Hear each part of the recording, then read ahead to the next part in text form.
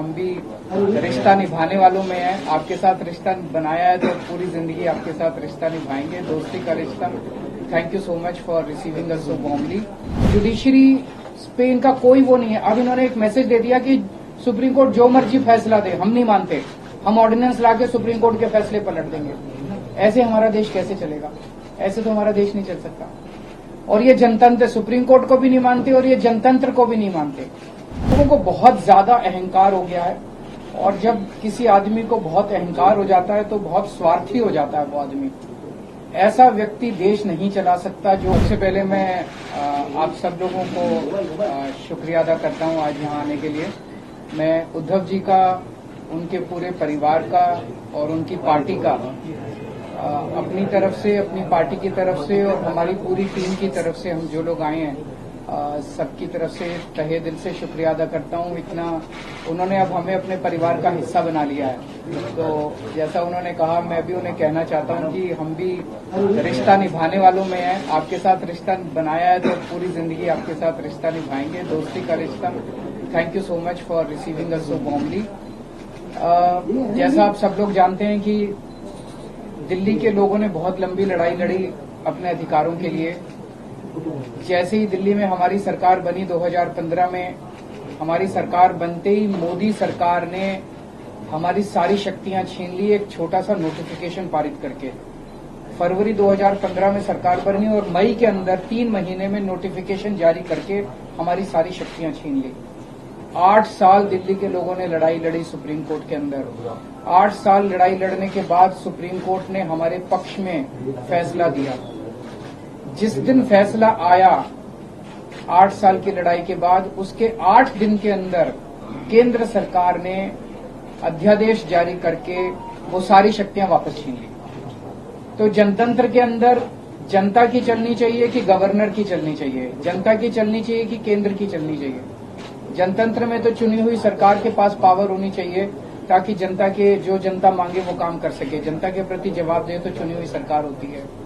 लेकिन उन्होंने सारी शक्तियां छीन ली। इसका मतलब ये साफ साफ ये लोग ये बोल रहे हैं कि हम सुप्रीम कोर्ट को नहीं मानते।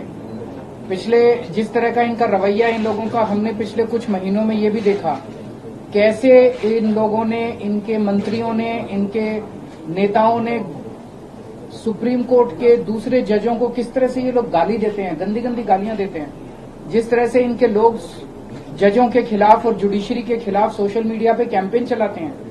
इनके लोग जजेस को, रिटायर्ड जजेस को एंटी नेशनल बोलते हैं।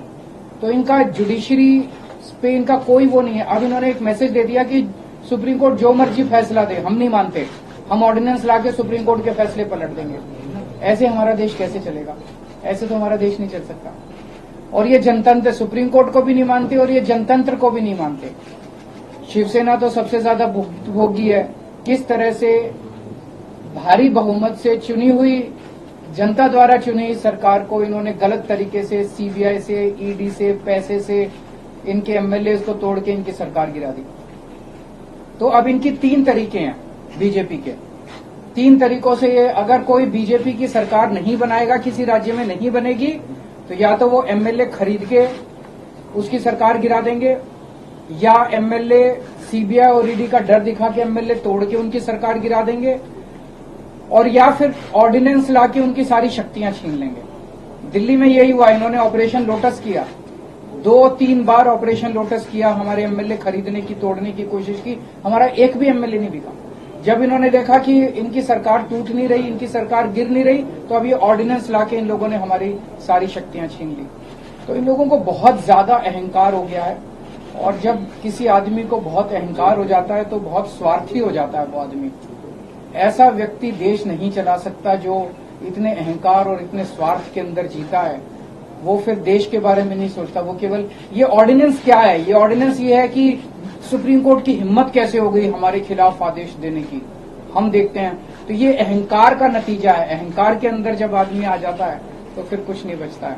तो मैं बहुत बहुत शुक्रिया अदा करता हूं शिवसेना का, उद्धव जी का, कि उन्होंने दिल्ली के लोगों का आज साथ दिया। ये लड़ाई दिल्ली की नहीं है, ये लड़ाई पूरे देश के अंदर संविधान की है, जनतंत्र की है, फेडरलिज्म की है।